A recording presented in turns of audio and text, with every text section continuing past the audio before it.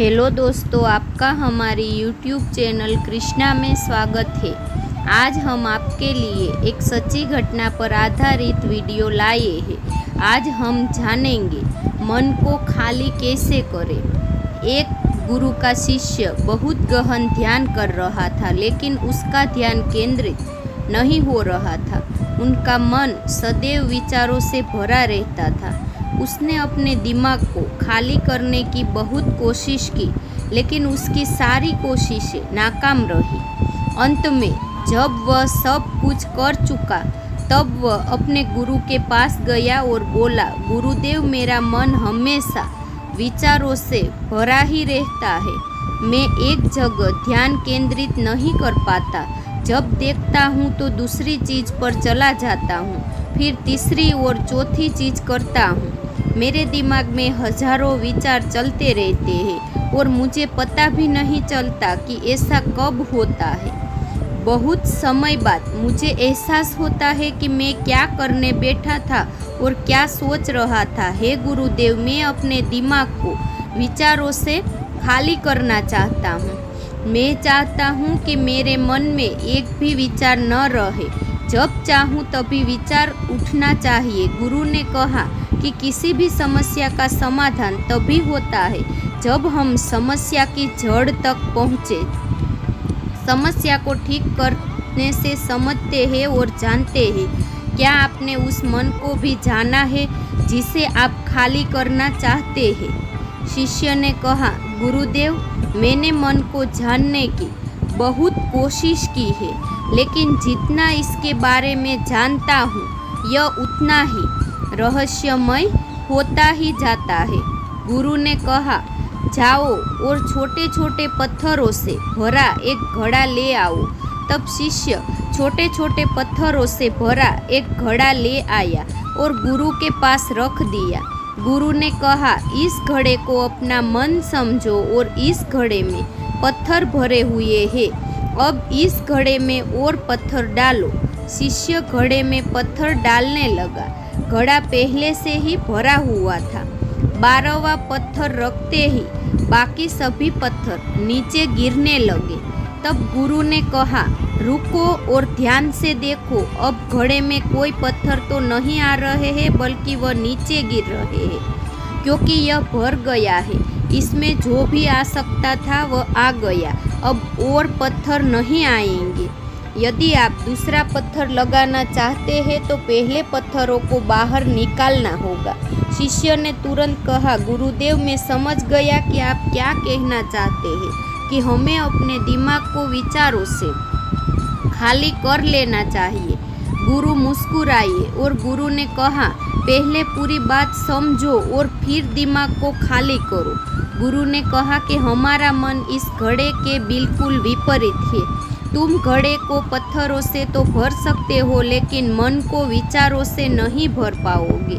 मन हमेशा खाली रहता है। शिष्य ने कहा, गुरुदेव, मुझे कुछ समझ नहीं आ रहा है। अगर दिमाग हमेशा खाली ही रहता है तो हम उसे खाली करने की कोशिश क्यों करते रहते हैं? इसकी क्या ज़रूरत है? गुरु ने कहा, इस घड़े से एक एक करके सारे पत्थर निकालो।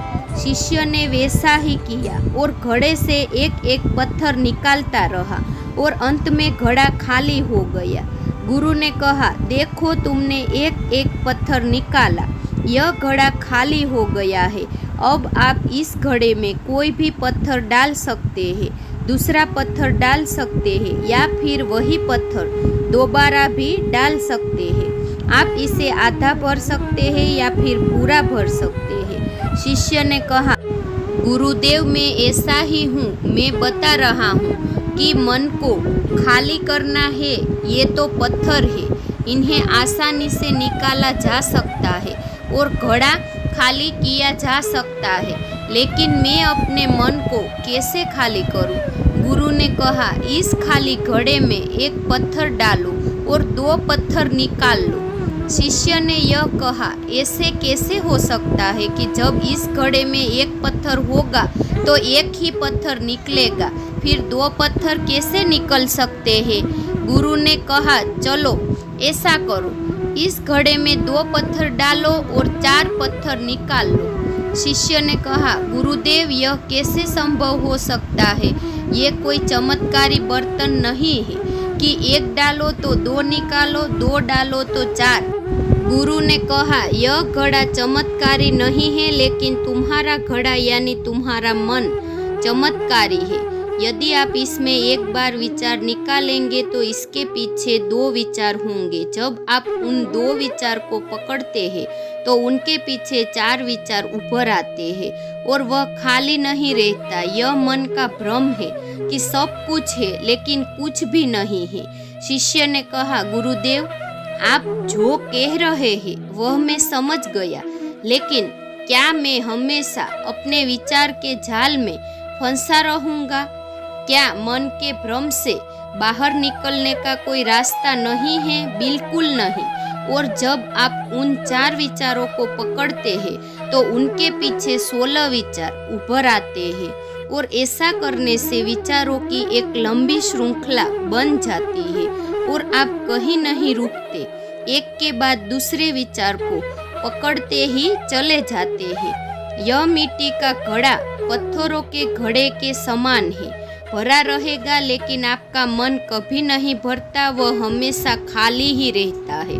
हमारा दिमाग भी एक विचार के बाद हमारे लिए हजारों विकल्प खोल देता है और हम एक मुख्य विचार को छोड़कर उन हजारों विकल्पों में फंस जाते हैं। शिष्य ने कहा, मैं आपकी बात अच्छी तरह समझ गया हूँ, लेकिन अब मुझे क्या करना चाहिए? मेरा मार्गदर्शन करें। गुरु ने कहा, मन के जाल में मत उलझो, मन को खाली करने की कोशिश मत करो, अपना ध्यान इकट्ठा करो, एकाग्रता लाओ, जो भी कर रहे हो उसे अंतिम मानकर करो। ऐसे करो कि बाद में इसमें आपको कुछ भी करने की जरूरत नहीं है। और जब आप किसी दूसरे के विचार पर काम करते हैं तो बस उसी पर काम करें, कोई दूसरा विचार ही नहीं। मन के भ्रम से बाहर निकलना इतना आसान नहीं है, लेकिन अभ्यास सब कुछ कर सकता है। शिष्य ने कहा, गुरुदेव, मैं भी ऐसा ही करूँगा। यह समझाने के लिए आपका बहुत बहुत धन्यवाद। हम सभी अपने दिमाग को खाली करने की कोशिश करते हैं, मन में उठते बैठते विचारों से परेशान रहते हैं। हम चाहते हैं कि ये विचार कहीं चल जाए और हम शांत हो जाते हैं, लेकिन जितना हम इन विचारों से दूर भागते हैं, हम विचारों का उपयोग करते हैं कि वे हमें शांत करते हैं और वे आपके उन्हीं विचारों से जुड़े होते हैं जिन्हें आप छोड़ना चाहते हैं। इसीलिए ये विचार इतने शक्तिशाली हैं। जब आप सोचना ही नहीं चाहते तो आप शांत रह सकते हैं। यह तभी संभव है जब आप शांत रहने की कोशिश करना बंद कर दें और अपनी समस्या को हल करने पर ध्यान दें। ध्यान केंद्रित करें और समझे कि चिंता करने से नहीं बल्कि सोचने से समाधान मिलता है। गुरु ने कहा, इस मिट्टी के बर्तन को पत्थरों से आधा भर दो। शिष्य ने वैसा ही किया। फिर गुरु ने कहा, अब इन पत्थरों में से एक पत्थर चुन लो और उस पत्थर की एक छोटी सी मूर्ति बनाकर मुझे दे दो। मैं जानता हूँ कि तुम एक अच्छे कलाकार हो। जब शिष्य ने 11वां पत्थर निकाला और उस पत्थर को तराशना शुरू किया तो उसे एहसास हुआ कि यह पत्थर अच्छा नहीं है। तो उसने घड़े से दूसरा पत्थर निकाला। उसे वह पत्थर भी पसंद नहीं आया। फिर उसने तीसरा पत्थर निकाला। उसका रंग उसे पसंद नहीं आया। फिर उसने चौथा पत्थर निकाला, लेकिन उसे इस पत्थर में एक दोष निकाला। इस प्रकार उसने लगभग सभी पत्थर बाहर फेंक दिए। उसे ऐसा करते देख गुरु ने कहा, वह पत्थर जो तुमने पहली बार निकाला था, यह समझकर उसी पत्थर की खोज करो कि तुम्हारे पास कोई दूसरा पत्थर नहीं है। तब शिष्य ने उस पत्थर को ही खोजना शुरू कर दिया और उस पत्थर से उसने अपने गुरु की एक बहुत ही सुंदर मूर्ति बनाई और अपने गुरु को भेंट की और कहा, बहुत सुंदर है, इस पत्थर से मूर्ति बनाई जा सकती है। मैं इसका विचार भी नहीं कर सकता था। गुरु ने कहा कि जब कोई दूसरा विकल्प नहीं है तो हम अपनी सारी ऊर्जा उसमें लगा देते हैं और उसे सर्वश्रेष्ठ बनाते हैं। जब कोई दूसरा विकल्प है तो हम सिर्फ पत्थर चुनते ही रहते हैं। मान लीजिए कि मूर्ति नहीं बनाई गई है।